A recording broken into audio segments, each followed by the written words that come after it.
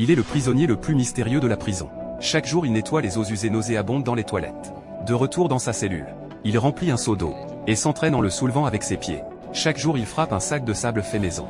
Même le directeur de la prison prend soin de lui, en apprenant qu'il travaille aux toilettes. Le directeur lui attribue une cellule propre, et lui propose de travailler à la bibliothèque. Mais contre toute attente l'homme refuse, et fait une demande insensée.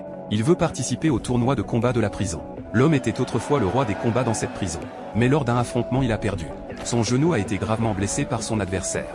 Ayant perdu toute volonté il est devenu nettoyeur de toilettes. Maintenant il ne veut plus se laisser aller. Il veut retourner sur le ring. Le directeur finit par accepter. L'homme commence à observer les combats de Sikov, le plus redoutable adversaire. Le style de Sikov est extrêmement brutal. Même quand son adversaire ne peut plus résister, il continue de frapper pour le mutiler.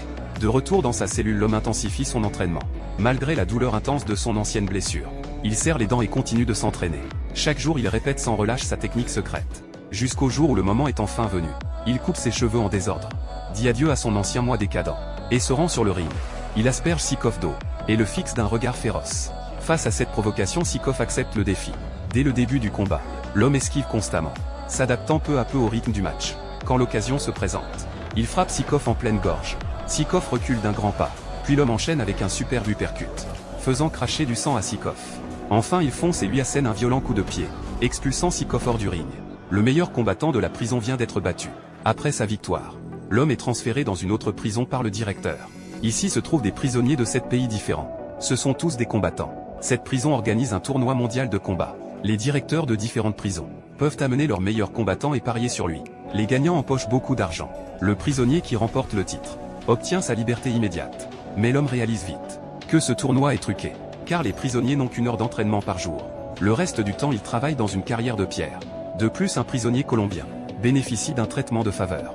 Pendant que les autres travaillent dur, il se repose à l'ombre en lisant. L'homme ne peut que s'entraîner sur un sac de frappe, tandis que l'autre a un partenaire d'entraînement personnel. Les organisateurs ont sûrement misé gros sur lui, pour qu'il remporte le titre. Bientôt le premier tour du tournoi commence.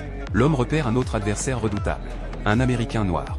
Au début il est dominé par son adversaire, mais il ajuste rapidement son rythme, provoque son adversaire pour qu'il attaque. En apparence il se défend, mais en réalité il attaque avec ses coudes. Chaque coup est bloqué par son coude. Puis il frappe le visage de l'adversaire avec le coude. Il saute et frappe l'adversaire au visage.